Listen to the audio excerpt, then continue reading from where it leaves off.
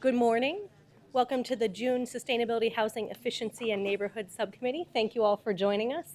We have several long-awaited items today, including several Good News Awards, so it should be a very productive meeting. I want to thank so many people for joining us here today. We will begin with the call to the public, and we have David Nelson to speak, if you could join us at the... Yes, my name is David Nelson. I live at 11040 North 35th Street in Phoenix, and I'm here to speak about a concern I have for our neighborhood. Now, I apologize that it's not on your specific agenda, but I wanted you to hear our concerns. Our neighborhood has just recently been notified that there is a halfway house to be located on 3440 East Shangri-La Road, and that is in the neighborhood in which I live. And we're quite concerned about the location of this particular facility because there is another assisted living house within very close proximity, less than 200 feet from this house, that's located on 3429 East Choya Street. We're concerned about the impact this will have to our children, to the neighborhood churches that are very close to this house, and to the two schools that are very close to this house. So I understand the zoning has addressed at least the start of this issue, and there is more work to be done.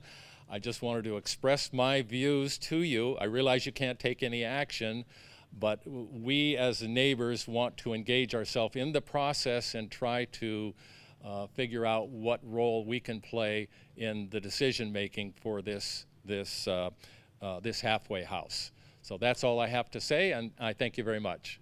Wonderful. Thank you for taking the time to come down, and our planning director is here and is happy to speak more with you.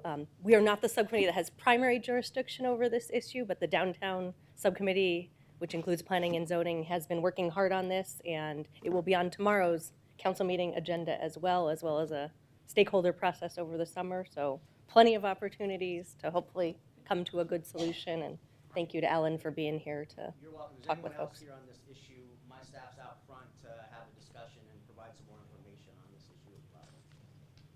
Wonderful. Thank you. Thank you for coming down.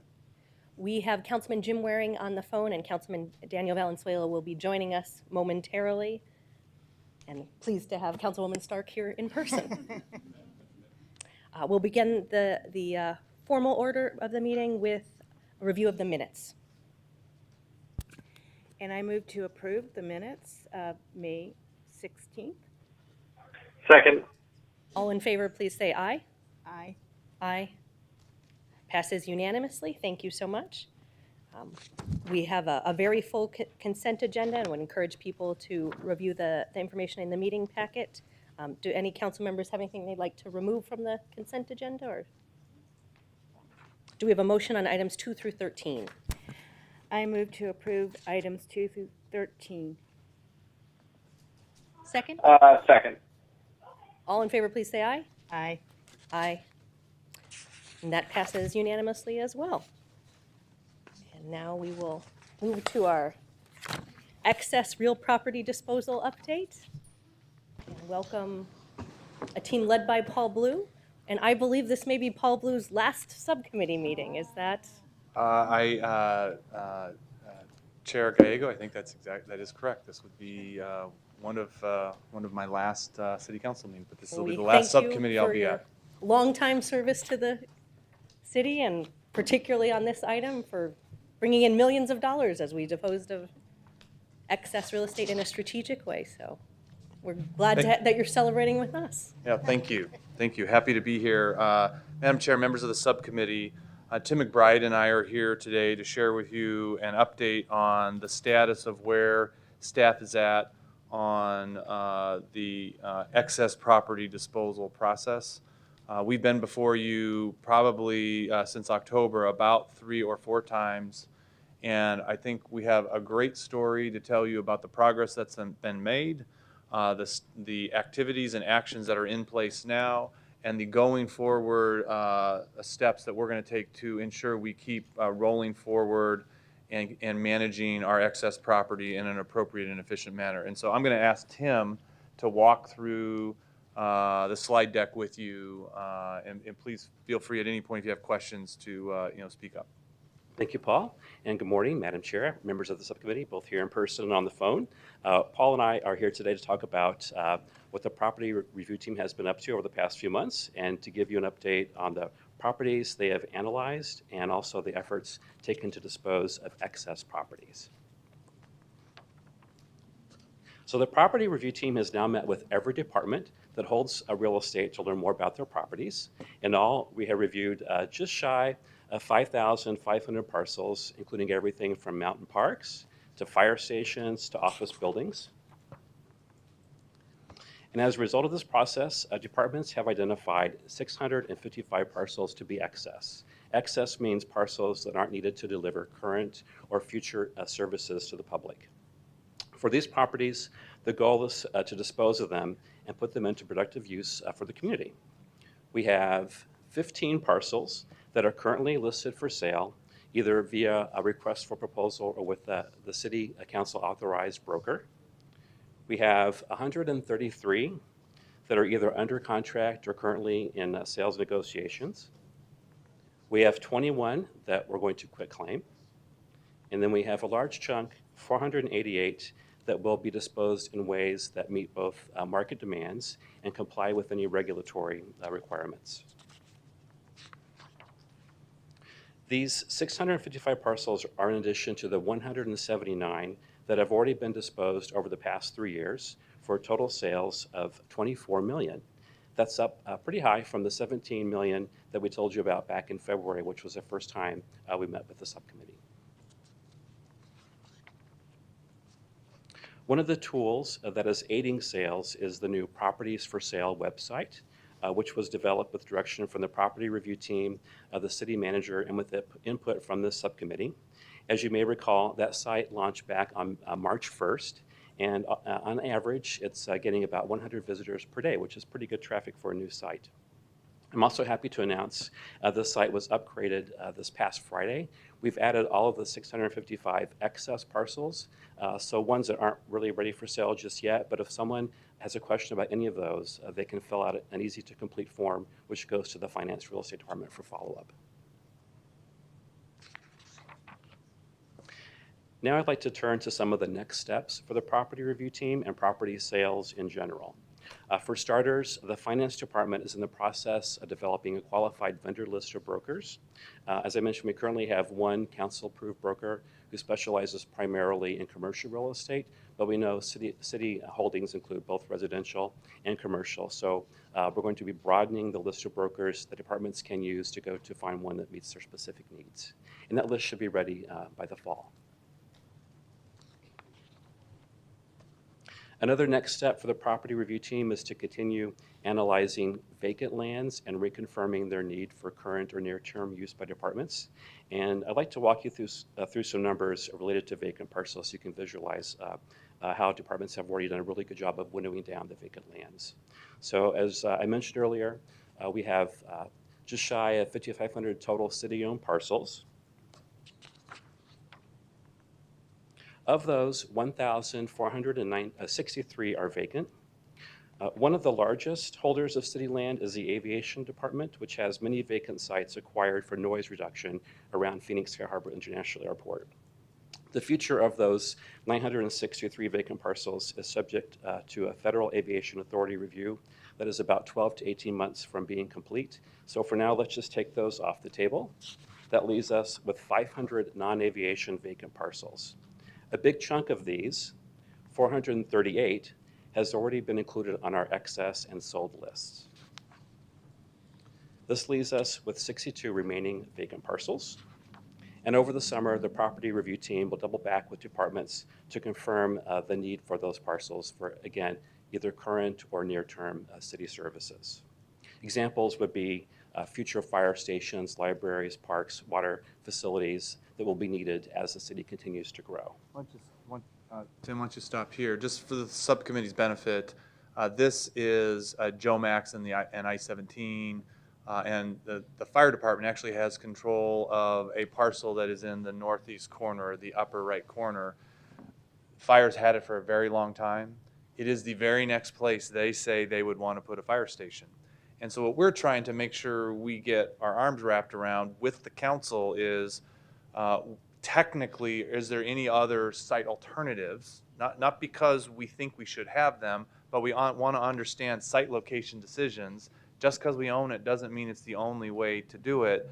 But in some cases, this may indeed be the right, singular, best location, given its access and the need to serve the community of this portion of the Phoenix community. And so when Tim describes through these 62 parcels, we're going to be moving through, are there substitutes for this? Because again, we don't know when the next fire station will be built. If we can in 10 years, let's say it's in 10 years that you build the next fire station, owning this in inventory is a little bit expensive, but we need to understand, are there actually substitute parcels that could fill its place? And if there really aren't, or it's unclear that it would be easy to reacquire those, it may be smarter for us to keep these parcels. Another example that I think creates a stark contrast is in the Parks Department. Parks parcels are next to where people live, are not easy parcels to always get. And it is a very reasonable policy question to explore where we have excess. We think we should keep it, but we want to include the Parks Board and the City Council in talking about that, because I think from Tim's perspective and mine, we'd like to have at least a run by the policy decision about these 62 parcels. Should we keep them? Should we not keep them? Or some other decision making, so we have an affirmative action rather than we just kind of sit in a nebulous world, but that we take action now this fall, and then we can look at this again in a year or in 2 years and continually reevaluate parcels where we think we want to have a long-term hold versus just disposing of them because they're not in current use. Thank you, Paul.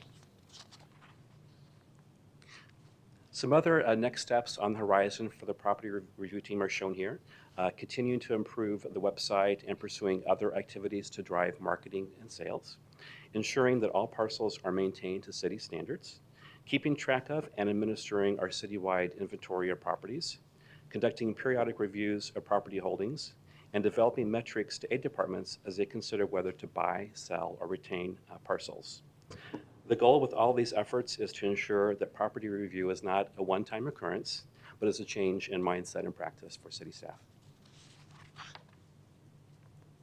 Finally, on behalf of the property review team, I thank each of you for your input over the past few months. Your guidance has been instrumental in our progress. And with that, Paul and I will be happy to address any other questions you might have. Madam Chair, members of the subcommittees, the intention is to conclude the work on these 62 parcels and come back to you at a fall meeting, then on to the full council, at which point we would discuss both the 62 parcels, the progress to date, and our next steps in both selling excess real estate as well as administering ourselves. We took 3 and 4 decades to get where we are.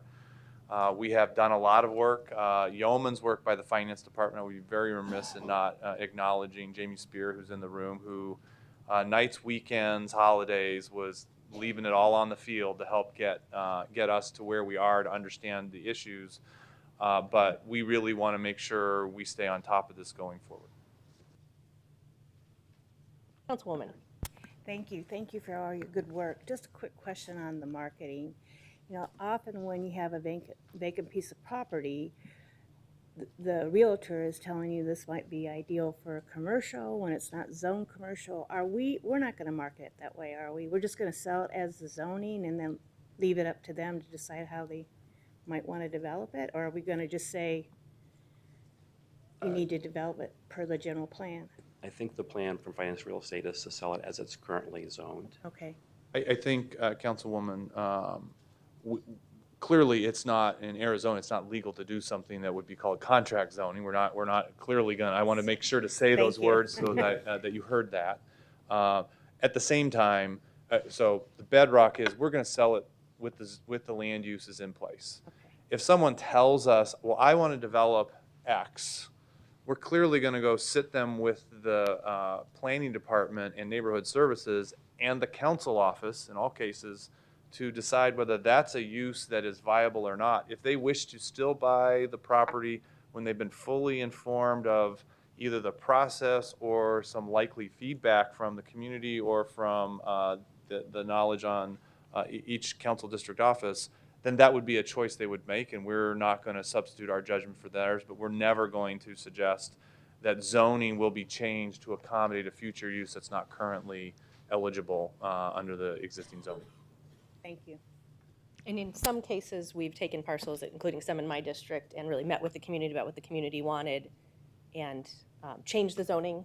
Often, in the case I'm thinking of, you could have done multifamily, and the community really said single family Got it. is what we want to see. And so I think at the last council meeting, in fact, we completed one of those votes to be more reflective of what both the community and the city wanted to. Yeah, Madam Chair, I think the collaboration is obviously where we would prefer to be and go into this with everybody getting to participate in the process.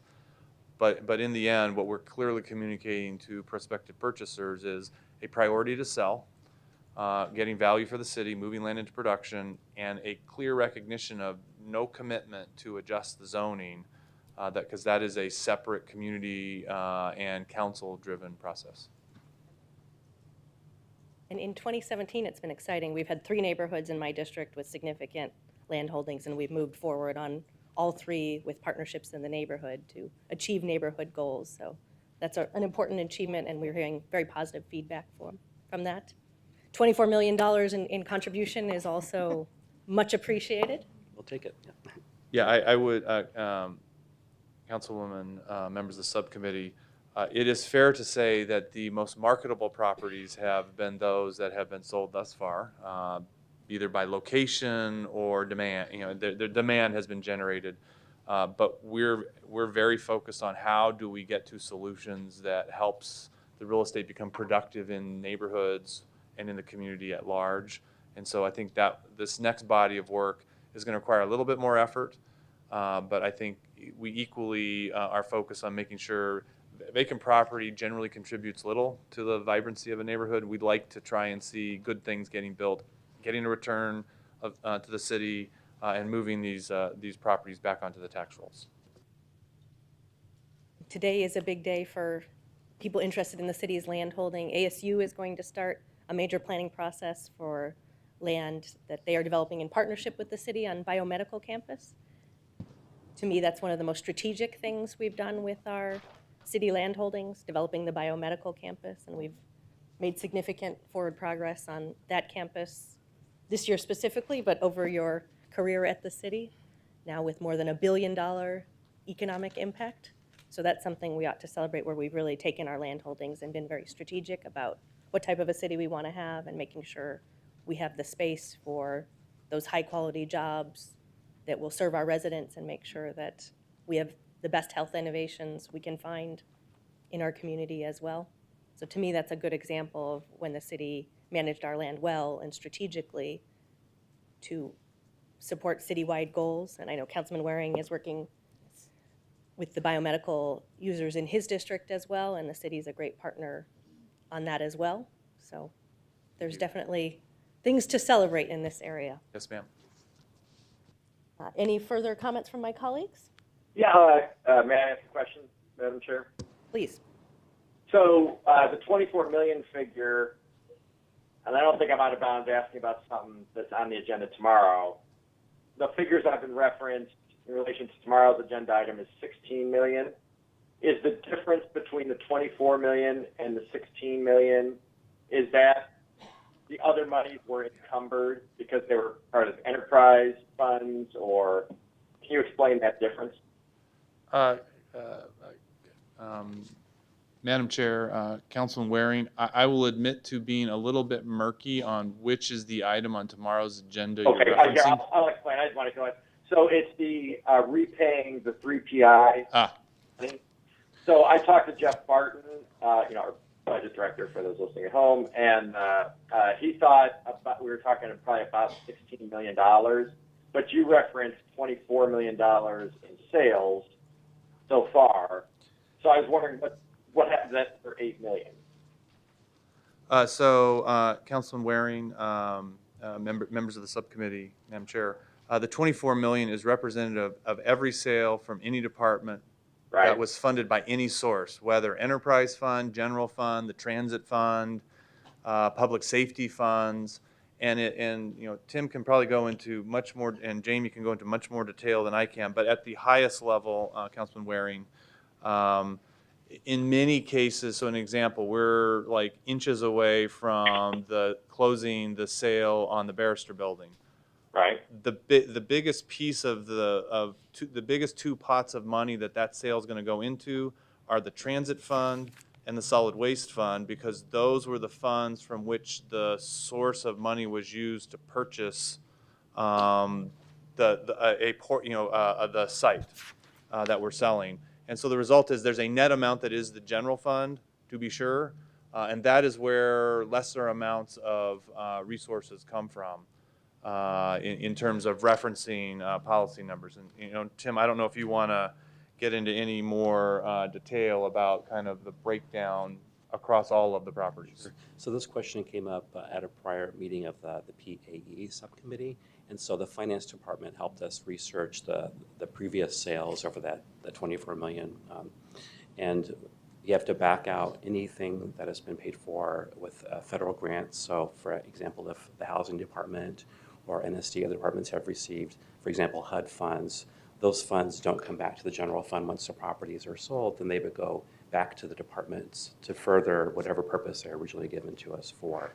There may also be properties purchased with impact fees. So when those properties are sold, those funds have to stay in the impact fee area. So I think, again, back of the envelope, we came up with about 25%, a quarter of all sales would be free and clear to go back to the fund potentially. Madam Chair, Councilman Waring, I believe the 16 million is obviously a reference to 3PI related to golf. Second, I believe the ability for funds to be available in the future was a broad estimate, and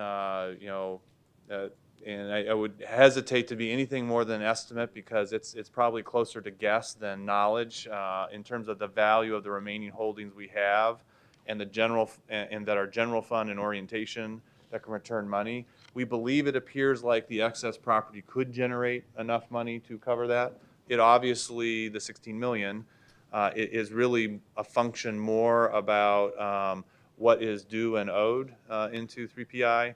And then our belief that there may be enough general fund resources in the remaining property to be sold across time. We will only know that when the sales have actually occurred, over the next handful of years. Okay, so I'm sorry, Madam Chair. I guess I was confused in the briefing I had before. I thought we already had the 16 million, but you're saying we have, a quarter of 24 million, 6 million. So you're saying maybe 6 million that's unencumbered is in hand now. I guess, Madam Chair, Councilman Waring. Because the cat's not going to hold it to you. So yeah, no worries. I believe the number referenced in the agenda is speaking about prospective sales, okay. All right. Not retrospective. I believe since 2014, I have some confidence that the Finance Department and the Budget Department have used the resources that have arisen out of these sales to fill the current ongoing needs that the city has at any given moment for both operating or capital requirements. And then, as Tim described, sending money off to their respective sources for whether that's to bond funds, federal grants, et cetera, to further the requirements of the source from which they came. But I do believe the item is referencing prospective sales, and you may have had a briefing, and I think it was, again, staff's estimation, no guarantee, that it appears like there may be enough money in prospective sales for the general fund to address this need as the sales occur.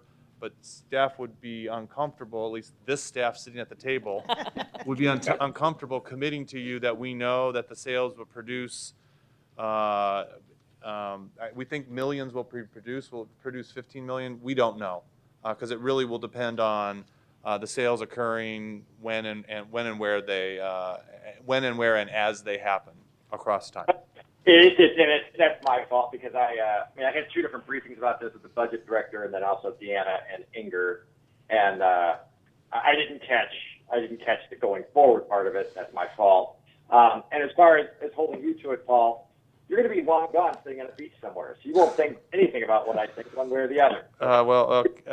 Thank you for those kind thoughts about me in the future. Unfortunately, my spouse has concluded the beach is where I will not be spending my time, but at the wheel, pushing it forward. I have Jamie Spear from the Finance Department is here, and I think can shed a little bit more light, Councilman Waring, on. Well, we're caucusing here to figure out if we know a better piece of information to share with you. So hang on just one brief Thank moment. you. I appreciate it.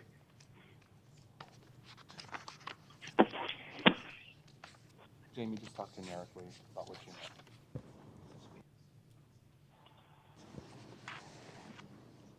know. Okay, so, and this is just a rough ballpark, I guess. From my perspective, and these are only the transactions that finance has been involved in, we've sold roughly 4 to 5 million that are for general funds. I don't have all the information with me, but if you have any specific questions, I could try to answer those. So it sounds like, Madam Chair, 4 to 5 million of the money for 3PI has already been, potentially, depending on how it goes tomorrow, has already been collected.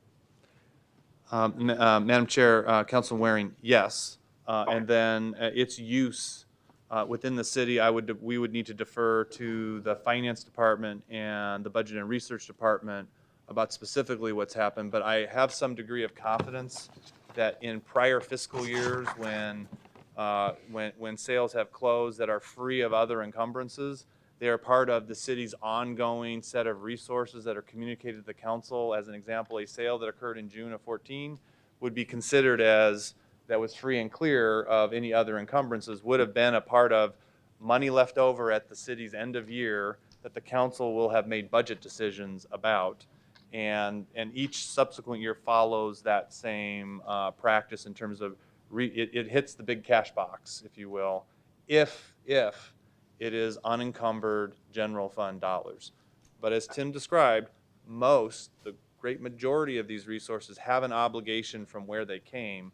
Right. And so we can surely come back to the subcommittee and the full council at a future date and walk you through parcel by parcel how that has rolled itself out with, I think, a more full and complete presentation from the Finance Department, the Budget and Research Department. They don't let me keep the checkbook here, and so I'd rather have Denise Olson and Jeff Barton tell you what has specifically transpired, and we'd be pleased to come tell you that story, after the break, if that's something the subcommittee would like to hear some more about. Thank you. And Madam Chair, I'll just finish with this. There were a couple reasons I was curious. First of all, the 24 million to the 16 million. I figured more of the money would be encumbered than that. You've answered that question. It was my confusion about the 16 being prospective. It's actually more like 4 or 5, it sounds like. Second, I do think, maybe it's just me, but I think there are also constituents or citizens, of Phoenix who have come to these meetings who probably would, have interest in a lot of what we do and might like to see a list. I should have thought to ask this before. So if we've sold 24 million in property, if we're keeping track, some of that will be decided one way or the other tomorrow, keeping track of what we spent the money on. I'd be curious to see that list. So maybe with these reports in the future, just sort of an ongoing list of here's where the money went to. If it's an enterprise fund that it had to go to, or we had to pay back somebody or whatever. But I think those things would be of interest going forward because it is quite a bit of money now.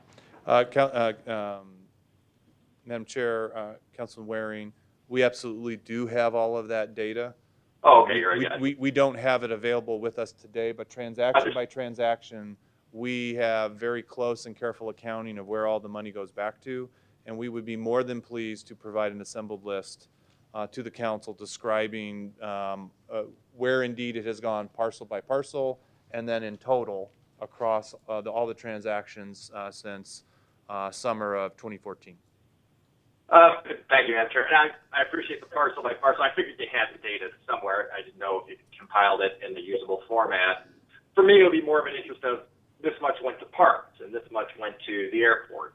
Yeah, Madam Chair, Councilman Waring, we have that exact description. And generally, in the case of, I just want to be clear, in the case of parks, it would have gone back to 3PI if indeed 3PI was used, or back to the bond funds that were authorized.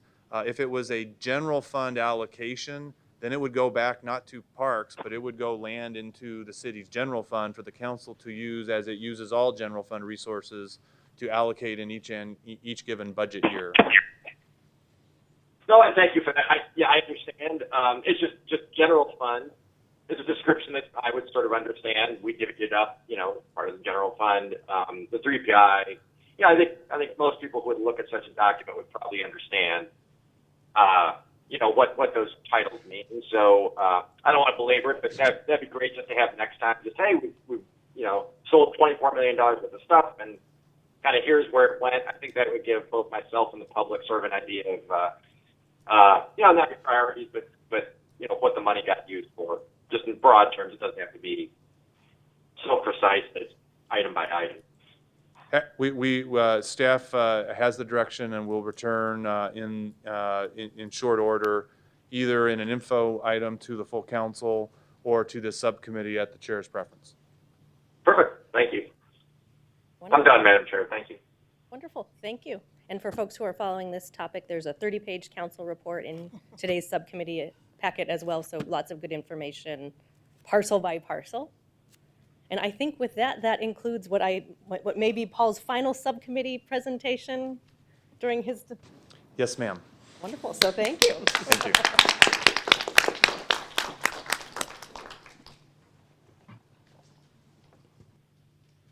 Continuing on with our packed agenda, the city has been recognized at the presidential level for our leadership on serving homeless veterans, and we are not satisfied with that recognition and are going to try to continue to innovate and move forward. So we will welcome Angela Duncan, our Deputy Housing Director, to talk about an innovative new program.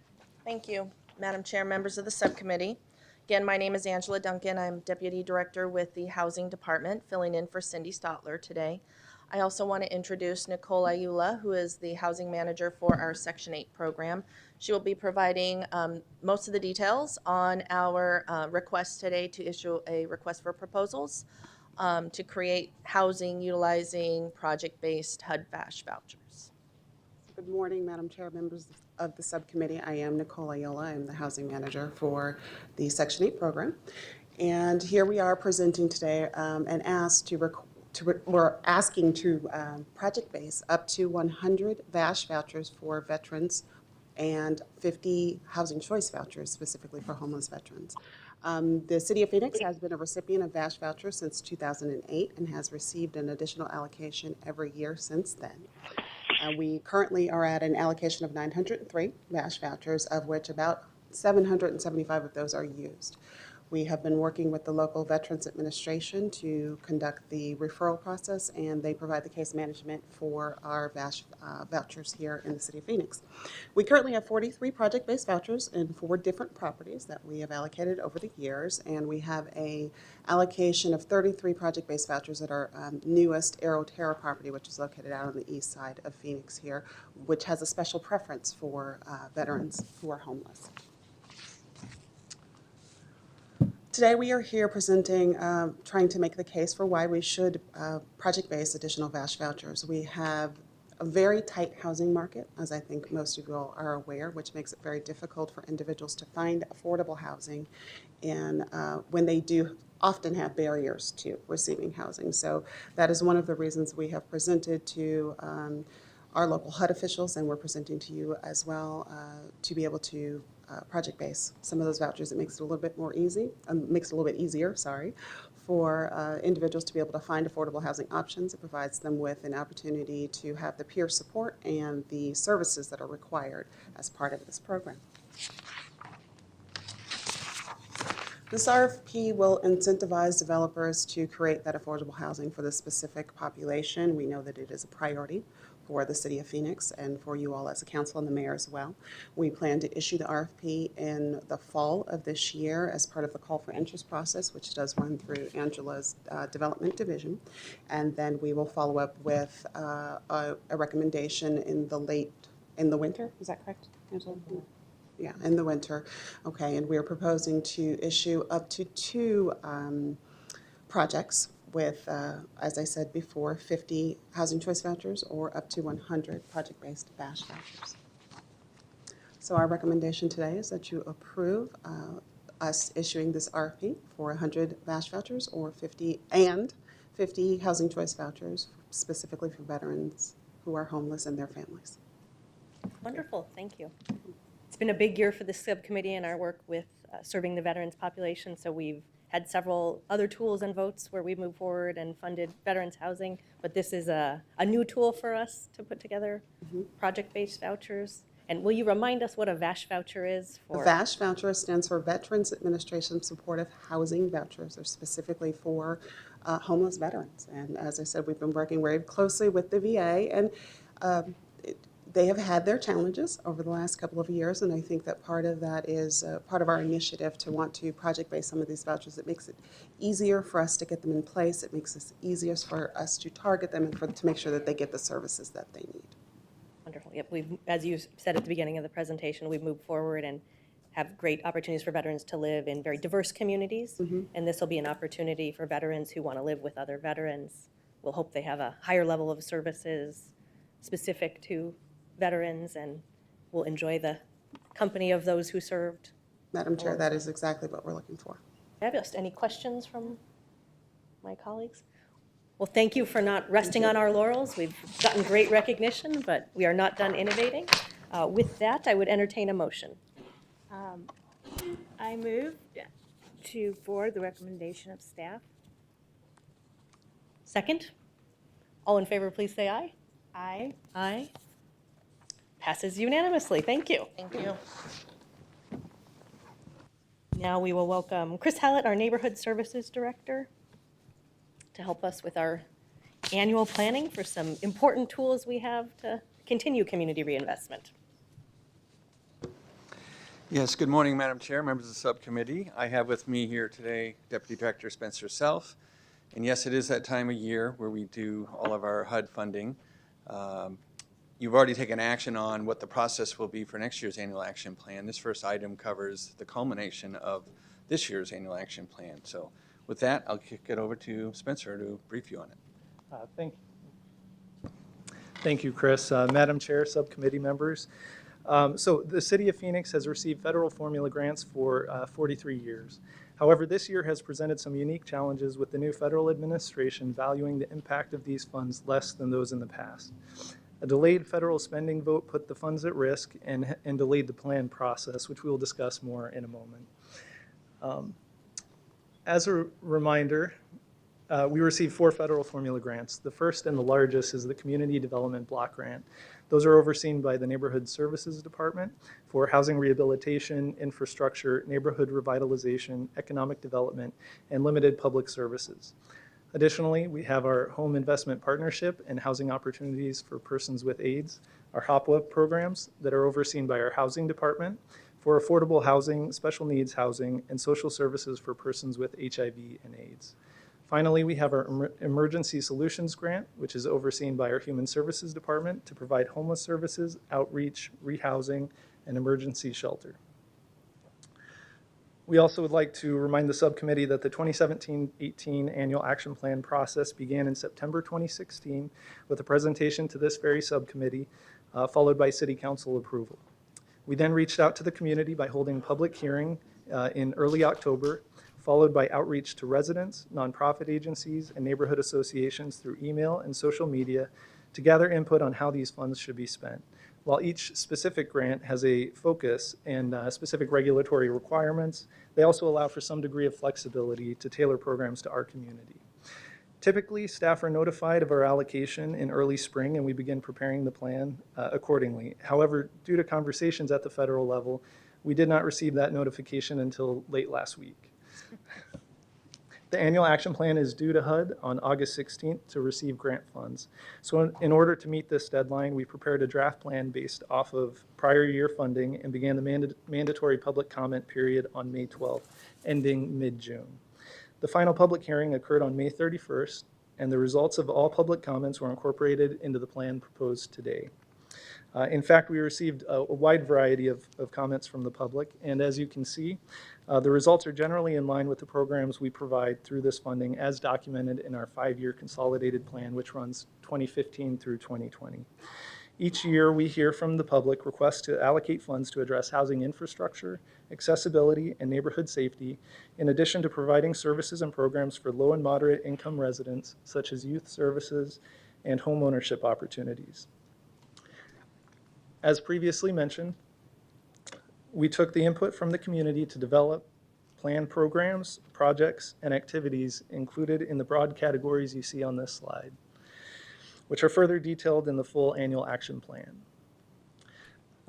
With that, we now ask the subcommittee recommend approval of this plan, and we'll be happy to answer any further questions you may have.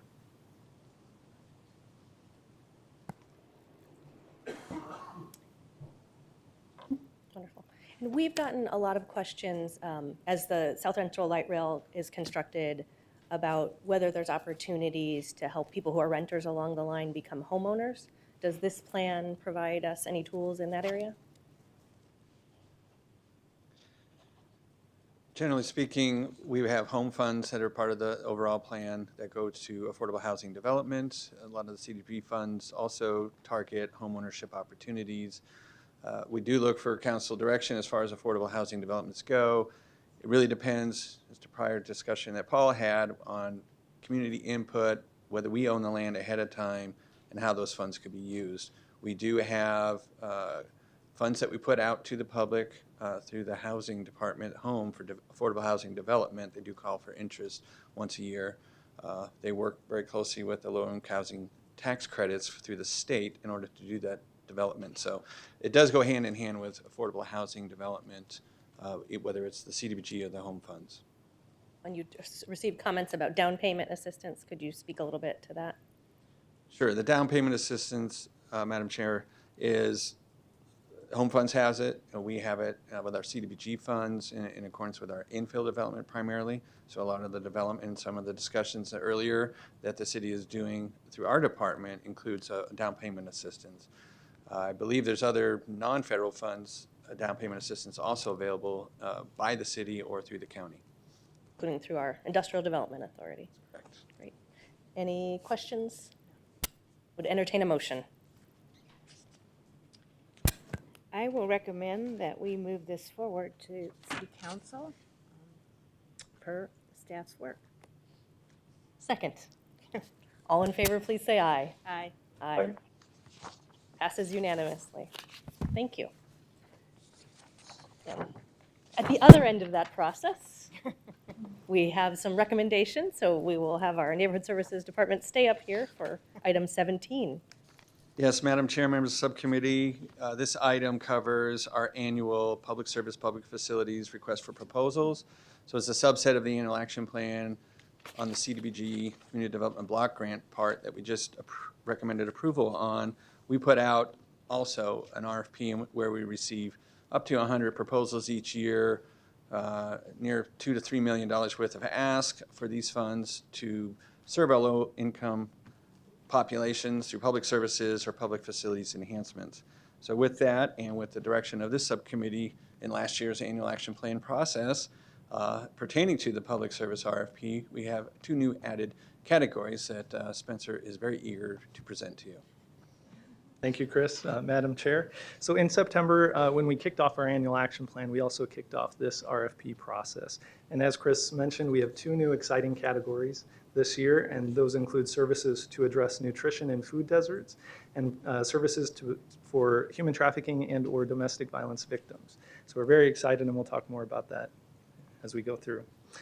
So with the direction that we were provided in September, staff prepared the competitive process and received a total of 87 proposals from nonprofit organizations with more than 2 million applications for public service and more than 500,000 in public facility. Next, the mayor-appointed Community Development Review Committee reviewed each application and selected finalists to come and present their programs and how the funds would make a difference to the clients they serve. On the next few slides, we will discuss the recommended awards from that committee. Our category that we receive the most applications is youth services. We also hear this quite a bit as we're doing our annual action plan outreach. In fact, this year we received 42 applications. So out of the total 87, 81 of those are public service, 42 of those fall into this category alone, with a total ask of $1.1 million. And we're recommending today to award 9 applications for a total of $264,817 to provide services such as 24-hour care for children up to 8 years old who are removed from their birth families for maltreatment, providing school clothes and supplies for low and moderate income students, and providing emergency food boxes to children whose families are experiencing an emergency such as fire, flood, or a recent layoff. Our next category are services for seniors and persons with disabilities. We received 20 applications for a total ask of $532,600, and we are recommending the award for 6 of our applicants for a total of $127,377 to provide services such as transportation for elders and adults with disabilities to obtain food and medical care, and therapy programs for children with severe disabilities. Our next category is again one of our exciting new categories proposed by Madam Chair to provide nutrition for areas designated as food deserts. For this category, we received 12 applications with a total ask of $325,330. And we're recommending award for 3 great applications for a total of $77,806. And I wanted to talk a little bit more about the particular proposals in this area because it is new and exciting. Unlimited Potential, Inc. is a member of Cultivate South Phoenix Coalition, or CUSP, and they promote health equity in the region. Their Leaders in Action Promoterra program will engage the community in gardening, mobile markets, their community-supported agriculture program, and provide nutrition classes. ICM Food and Clothing Bank has an emergency second bag of food for families program that provides bags of food each month for working poor and non-working families, and these funds will help them provide a second bag of food in that process. And finally, Fresh Express by Discovery Triangle is no stranger to the city. We have, so they will focus on Central City South and West Phoenix to connect residents with farmers markets using public transit. The other new category that we had this year is for services for human trafficking and domestic violence victims. If you recall, we set aside $150,000 for this particular category to be used as part of this process or through another process. And in fact, we did have another process. The Housing Department, using CDBG funds, was able to acquire Phoenix Starfish Place, which is, of course, a wonderful new facility that will be able to provide services for human trafficking victims. And so we took that as an opportunity to partner with our Human Services Department to provide that $150,000 for services, for wraparound services and case management at that facility. But we didn't want to stop there. I mean, we had this great category, and we received 7 applications for a total ask of $175,558. And so we wanted to recommend 2 awards. We shook the couch cushions. We really dug deep. We found a little bit of money to provide for these 2 particular applicants.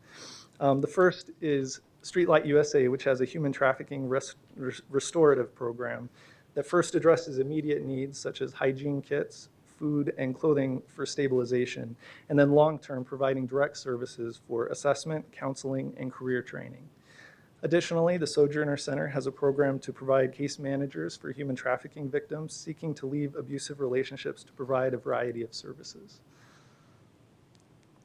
And finally, our public facility category, we had 6 applicants for a total ask of $545,360, and we recommend 3 awards for a total of $300,000 to increase building safety and provide energy improvements. With that, we ask the subcommittee recommend approval of these awards as recommended by the CD Review Committee and staff.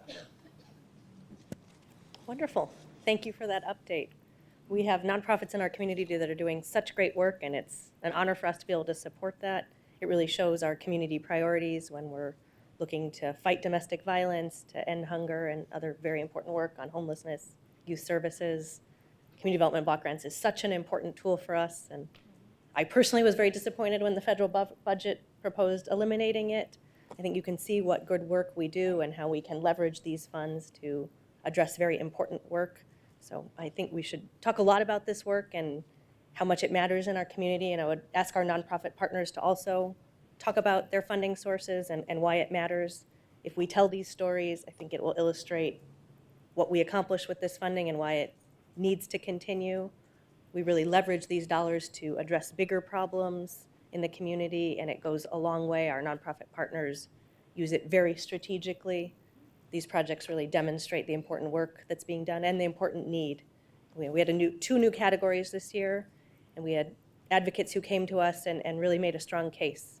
We got stories from our school district about young kids who would stand by the wastebasket at lunch and ask people for their food they were going to throw away because they were hungry at home.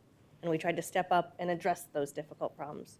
Those are heartbreaking stories, and if we can do a little bit to help those young people, it will pay dividends for a long time. It's the same with our youth programs. We have a great partnership to be an age-friendly city, and we want our seniors to be able to age in place with their families and support networks. We're doing important work with funding today to support that priority of the city as well. These dollars go far. I want to recognize Councilman Waring for his leadership on human trafficking, another new innovation. And again, we got more applicants than we could fund in that area. There's so much work and so much need in our community. So with that, we'll see if any of my colleagues have questions or a motion. Just a comment. I think this is great work, and I agree with you. It really is reflective of the importance of nonprofits and working with them. I appreciate this. I do have one question. I'm embarrassed. I recognize all these organizations, but I don't know what Best Buddies International is. I'm sorry. What do they do? I'm unfamiliar with that group. Best Buddies provides mentors for disabled youth in particular to pair them up and provide some leadership and guidance with particularly unique challenges that they may face. Terrific. Thank you.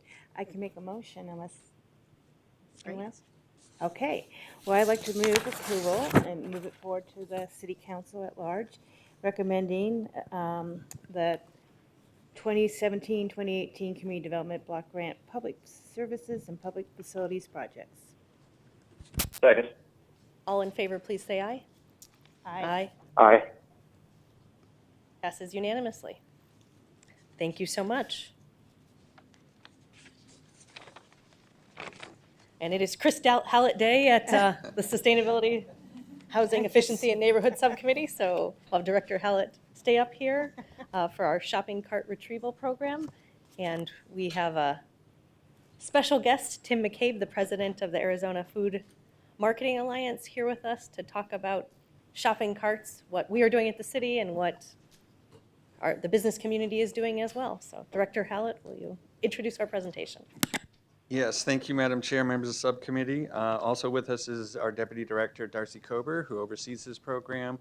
Shopping carts culminated from a need in the community 10 years ago, really, and we're finishing up our second 5-year contract, which is predominantly why we're here today. But it was a response by council and the need of the community. And what I love about Phoenix and the City Council here with the support is we have a very low tolerance for a lot of things in Phoenix. Graffiti is one of them, which we've heard loud and clear from this council and subcommittee, and shopping carts is another. They're blighting to the community. We get a lot of calls from the community and even through the council offices. So we're here today to present where we're at on our program, give a brief update and how we're proceeding, given the changing dynamics in our community. So Darcy will kick off our presentation. Good morning, Madam Chair, members of the subcommittee. So as Chris mentioned, the program started in 2007, our shopping cart retrieval program. It was approved by City Council as a cost recovery model. And so the program was designed to retrieve carts that have been left or abandoned outside the premises or parking area of retail establishments throughout the city and that are not marked with permanently affixed signs as specified by state law. The operational purpose is to gather and locate and return those shopping carts to the owner or the owner's agent. Over the last 10 years, the program's been successful at retrieving over 35,500 carts that have been retrieved and returned to local retail stores, both in public rights-of-way and other areas of the city. This has reduced complaints and removed a blighting influence from the community. And as a result of this program, we've made retailers have made significant improvements to how they manage their carts, reducing the number of carts that require retrieval over the years. In the first year of the program, we retrieved over 10,000 carts, and last fiscal year, that number has dropped to just over 2,100. A couple of things we'd like to talk about today is, as Chris mentioned, the program is in its 5th and final year of the existing contract. In order to continue the program, a new cart contract will need to be procured. The current contractor is Arizona Cart Services, and their final contract extension expires at the end of September. This summer, staff will be working to procure a new contract, and that will likely include a new fee schedule and possibly implementation of new startup costs. Secondly, we'd also like to talk about the program's cost recovery model. As mentioned, the cost of the program, the goal of the program is to encourage retailers to keep carts on their property and then to have a mechanism in place to quickly retrieve those carts. In the last 10 years, retailers have become increasingly more attentive to this issue, and as a result, we've reached a threshold where the funds captured through the retrieval of carts and then returning them to the stores is no longer fully paying for program administration. We are also seeing an increase in complaints where carts retrieved are not billable, and that's also affecting the bottom line in this program. The department, just a little bit about how this works. The department receives complaints from a variety of sources, in council offices, through our customer service line, residents out in the field. Identifiable carts retrieved and returned to retailers that are not under contract with the vendor are returned to the nearest store, and we obtain a receipt for those. We then send an invoice to the store, to their corporate office, and then we collect the $25 fee. The vendor is also required, as part of the contract, to maintain a storage yard for unidentified carts and carts not accepted back into the stores. The current $25 shopping cart retrieval fee was intended to cover the retrieval cost and overhead fees and expenses, and it was last adjusted in 2012. The staff is recommending that the cart retrieval fee be increased from the current $25 per cart to $50. Just a little bit about the last 10 years of the program. As you can see, which is what I've mentioned, is that in the first year of the program, over 8,600 billable carts were returned to our retailers, and there's been a steady decline in that number as I mentioned, as the retailers have become proactive in retaining their carts on site or quickly retrieving those carts through retrieval services. If we zoom in on the last 5 years specifically, we've seen that the number of billable carts has decreased by 80%. It's making it difficult for the program to fully recover cost. We're currently seeing, as I mentioned, that it's insufficient to sustain the program in the current cost recovery model, so we need to recalculate or revise the fee structure. In addition, we've had in the last couple of years a significant increase in the percentage of requests for designated proactive sweeps with higher quantities of unidentifiable and non-billable carts, and so that's also adding to the dynamic. And so as a result, the program last year recovered at 72% of its direct costs, and this year is on track to recover 30%. Oops, I'm sorry. Next steps for us is we need to post a rate increase. So Arizona state law requires municipalities to post a rate increase 60 days prior to taking it to City Council, and so with approval today, we'll go ahead and proceed with that. And then we'll also be working, as I mentioned, with the Finance Department over the summer on procurement options for a new contract. And then we plan to return to City Council in the fall, hopefully for approval of that rate increase.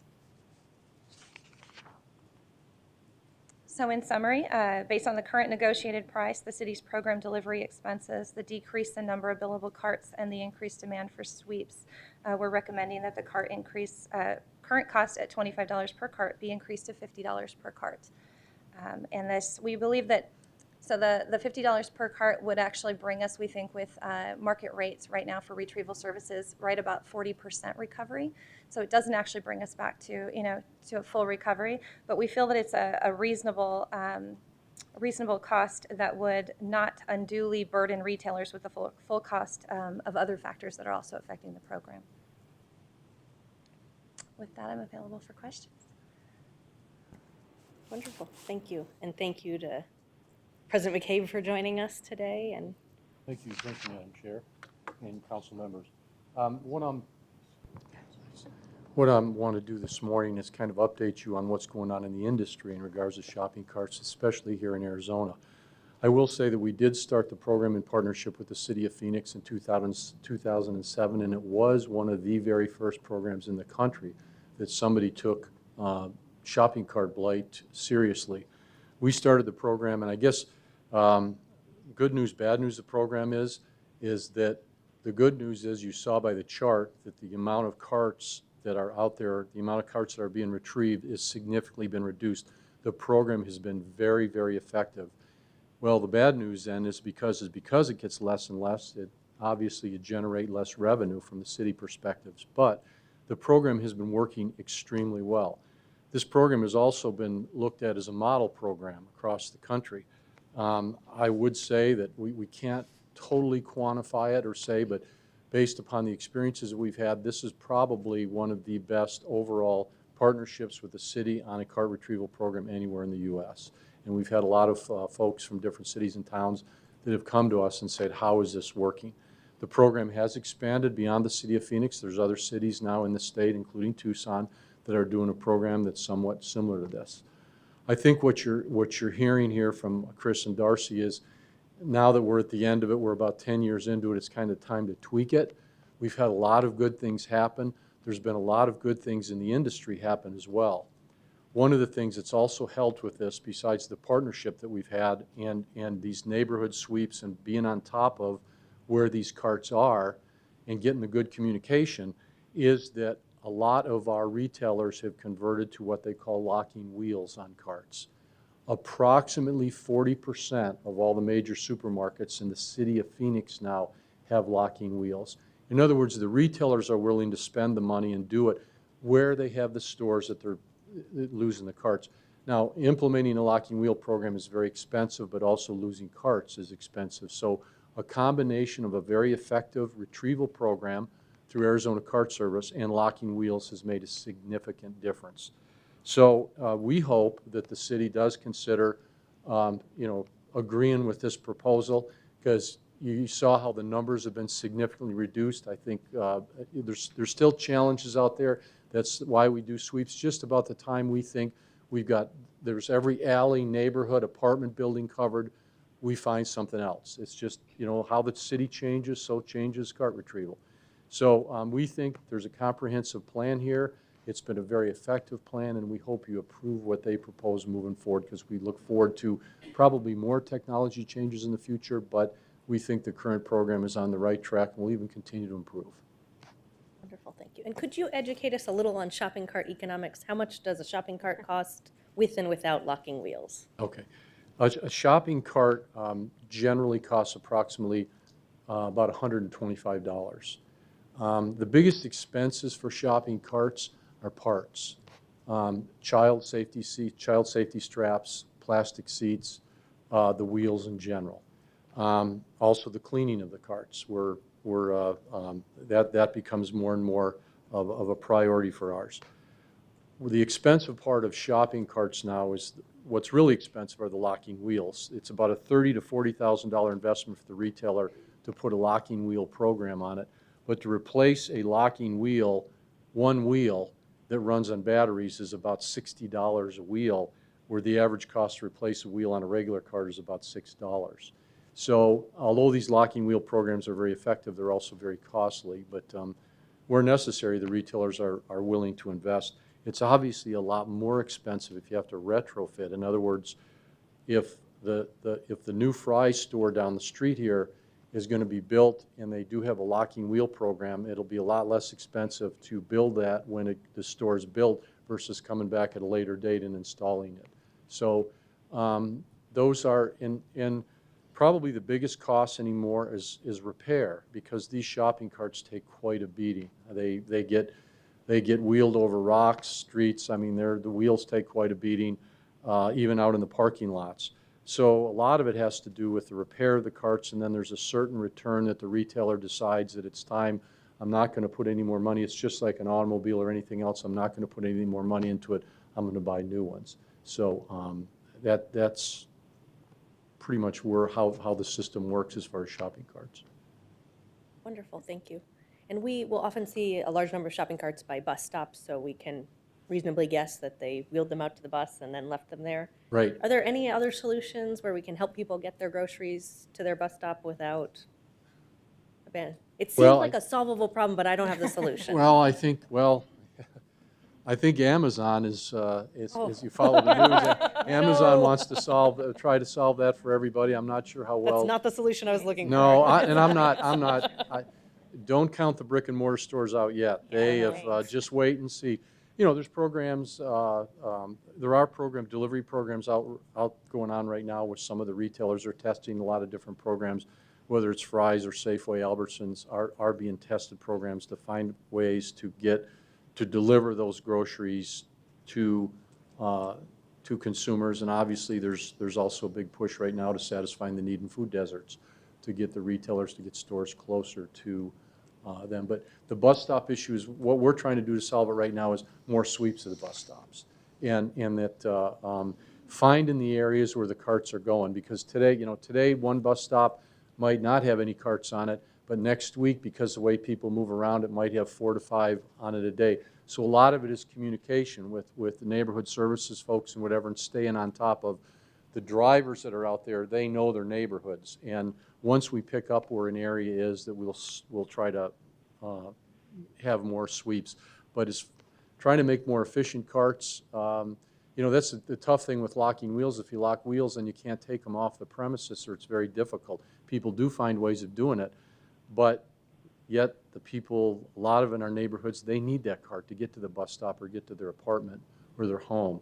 So we're constantly striving for better ways to make it a win-win for everybody. Yes, when you find a shopping cart that has items in it, belongings, what do you do with that? Madam Chair, Councilwoman Stark, yes, that has been one of the changing needs in the dynamic of the community. We do see that out, those filled carts. Our cart retrieval service that we're proposing here today and have to reintroduce does not have an option for a filled cart right now. We rely on an internal service that we work through departments to handle filled carts, work with try and seek out ownership, and it's the abandoned empty carts that we're able to take care of with this contract. The filled ones become slightly more problematic, that we're still working through nuances on how to best address those. And then the carts that are not identified, we store them. Do we then ultimately sell them, or how do we dispose of those? Yes, Madam Chair. Councilwoman Stark, yes, if they're not properly identified, we follow state statute for basically unclaimed property. We notice through proper notice, and then after meeting that notice period, we're able to dispose of them. Thank you. Do you have a sense in terms of what is the reason for the carts departing? I mean, is it mostly people who need it to get to transportation, or is it kids using them for recreation, or why do we have the abandoned? I think it's a combination. There is more and more for transportation that they need to transport, or wherever they're living, they need to get them to. There is use for different people will use them for different things, and I will tell you there's theft that occurs. There's a value in metal.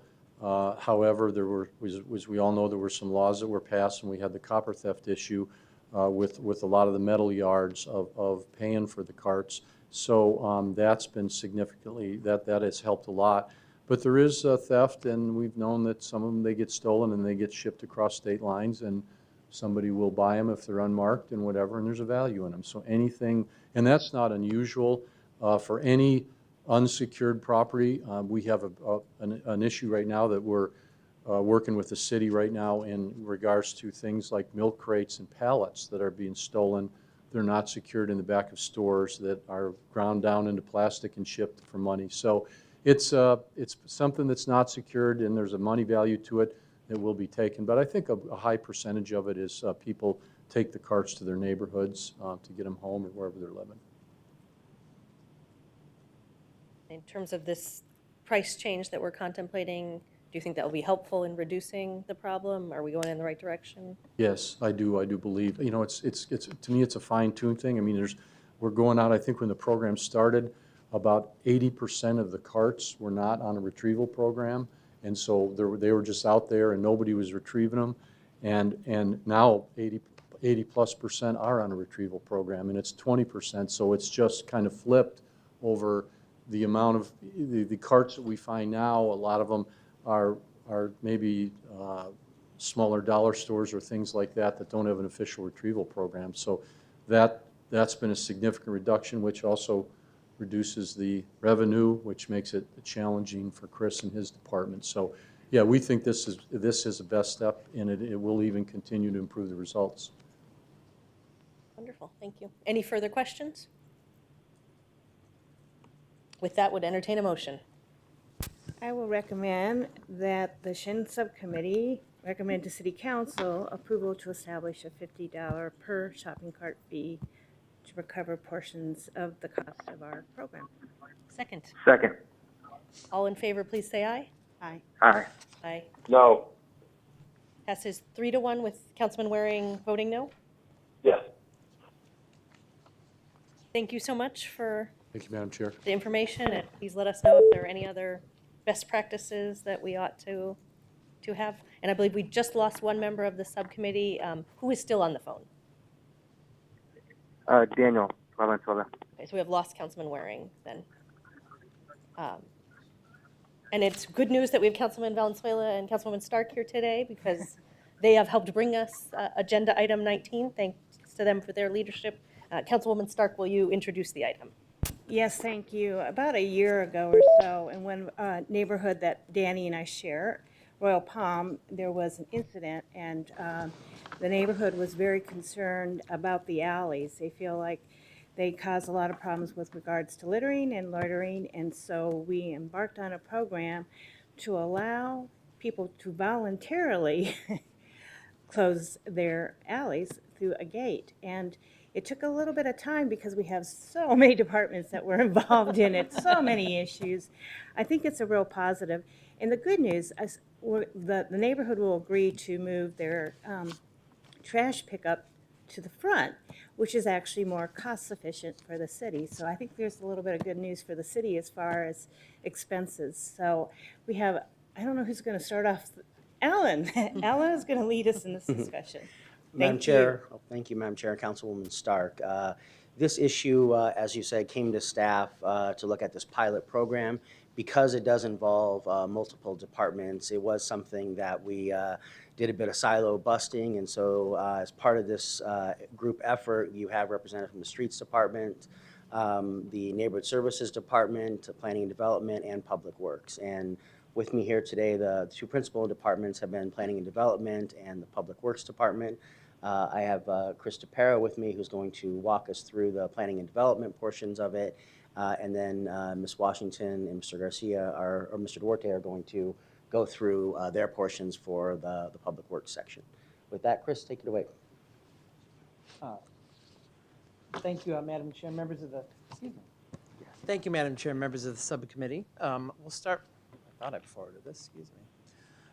We'll start off with, I think you're quite aware already that what both the council offices and staff have heard over the years is that residents, in particularly certain areas, like the idea of gating alleys, but pointedly want to retain access to the yards. They don't want to close them off completely, but they would like to have keyed access to a gate. One of the keys, though, is that this would involve, in most of the alleys, relocation of solid waste collection from alley to curbside, because it's difficult, frankly, to collect when an alley is gated. So what came to us, as you explained, was that a request came from the council, or rather two different districts, and we looked into resident concerns. So we formulated an interdepartmental alley access study group, which consisted of representatives from City Manager's Office, Public Works, Planning and Development, Street Transportation, Neighborhood Services, Human Services, Fire Department, and the Police Department, as well as the council. So it was quite a large group. That's why it took us a little while to sort of make sure everybody was on board. And what we've come up with is, and what we heard mostly was from everybody, was that doesn't somebody somewhere have a program like this? And it turns out there's one very nearby in the city of Mesa. We did some research with Mesa, And there's essentially some very similar programs there. There's two pictures showing up there right now of what the City of Mesa actually currently installs. Their program is a little bit different than the one we're going to propose to you, but I'll just explain what they do. Essentially, Mesa, after doing a targeted pilot, decided to gate all of the alleys in the city. Mesa has roughly 80 miles of alleys within the city. City of Phoenix, from the estimate that we've received from Street Transportation, has roughly 4 to 5 times that. So in addition, Mesa's program had already, rather didn't require the removal of solid waste collection services because they had done that about a decade ago. So they were really just concerned with gating the alleys. They didn't have to worry about removing any solid waste. The program involves installing chain link fences, as you can see in the two photos there. There is no cost to residents in their program. They have actually funded this through their, I believe, their version of Public Works in terms of savings. And with that, I will pass it along. Morning, Madam Chair and subcommittee council members. On our area for program proposal, what we looked at is the lead resident from qualifying alley makes a request. That means the individual has to go and get an application through the process. So the individual goes and gets an application either through planning development or online. And then once that individual gets that application, their job then is now to go and meet with the residents in the area. The individual has to get a majority of the residents to approve. It's a petition they have to get signed, and that's part of the packet. Once that is put together and given and sent back to the planning development, then Public Works gets involved with solid waste, the removal of services. So what we do then is once it's done, we then go in and it takes us about 2 weeks. It'll take us about 2 weeks to do this process. So what we do is we go in and educate the residents. We let the residents know what's going on. We tell them what's happening and when it's going to happen. And we do what we call a walk and talk. And what we do is we go out there and let the residents know their affected alley. So 2 weeks, then what we do is when we go out there to do the actual removal of the large containers in the alley and the small container and deliver the small containers, we're going to go out again and let them know what's happening, what's going on as well, and make sure they're familiar with what's going on. Also, during that process, we're making them aware that they're still responsible for alley maintenance for that area. So once that is completed, then the lead resident will then contact a contractor to put up a fence. What we're wanting to do is prior to a week before that fence comes up, we're going to go through and with our crews and do a nice little clean sweep of the alley, make sure it's all cleaned up before they put the gates up. Once that is done, then the gates go up and then locks will be installed. So on this process here, the process details, as I explained earlier, planning development accepts the application. And what we want to do is, with all the departments that work together, this is a one-stop shop, which worked out really well for us. So planning and development accepts application. Then Public Works, as I explained earlier, we go out and we start working with the residents. Through that, at the same time, permits are being issued. The street department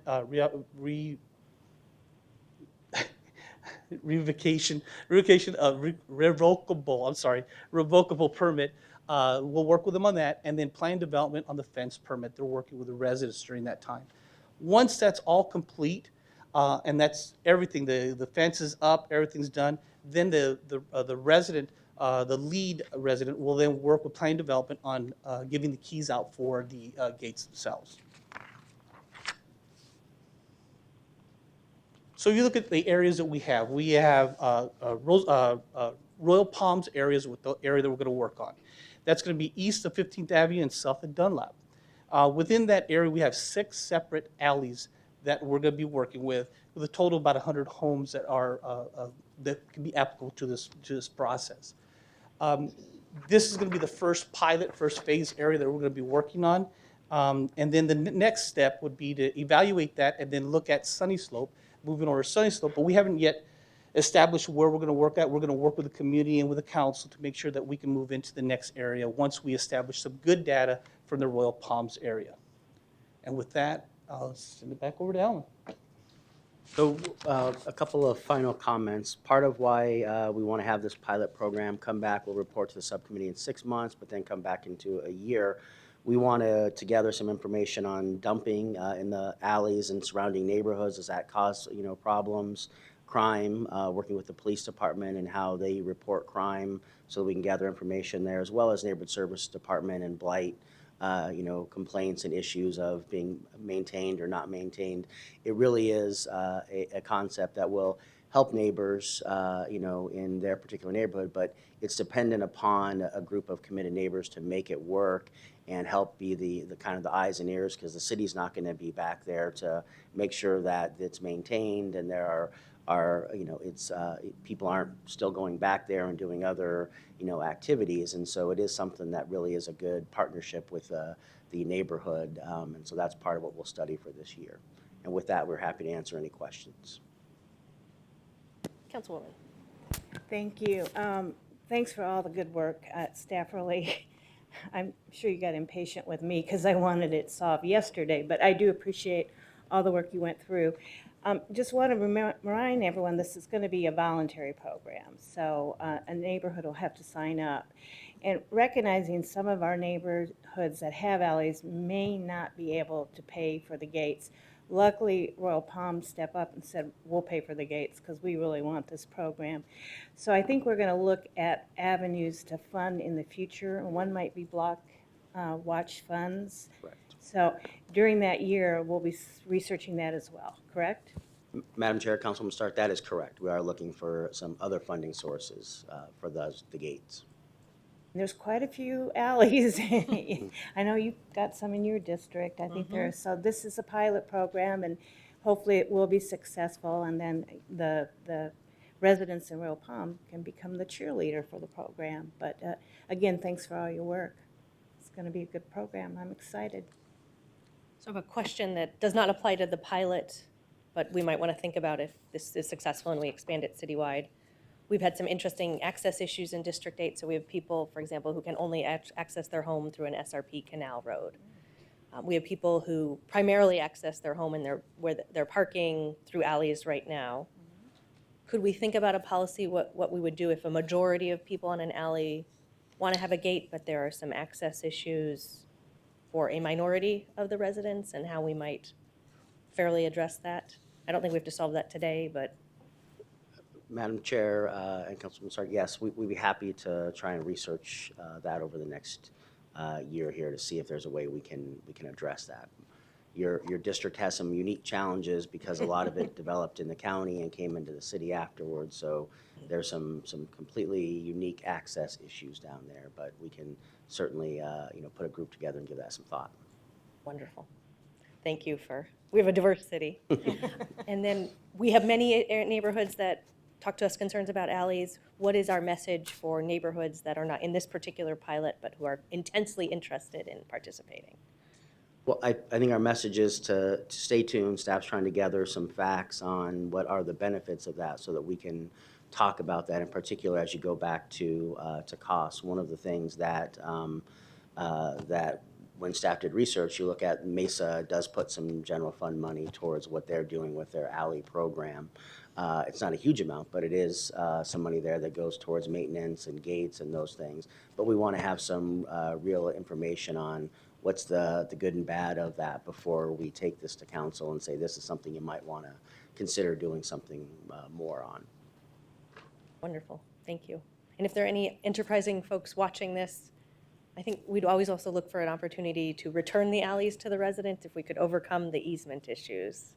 Madam Chair, absolutely. So if there's an alley that neighbors want to band together and there's no utilities in that alley, they can go through the alley abandonment process. And if there aren't utilities, then they can acquire that land and at their own expense to move gates and do those things and fences, and they could acquire that as part of the backyard. It's a more elaborate process than the alley closure program, but it would provide a permanency to that.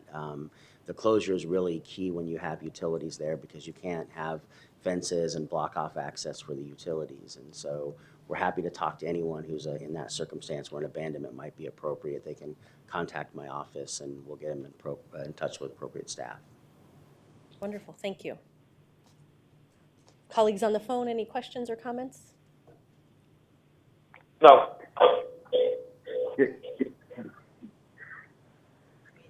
Councilwoman Gallego, I have just a very quick comment. I want to thank city staff. I want to thank my colleague who I share that particular neighborhood with, Councilwoman Stark, for your leadership as well.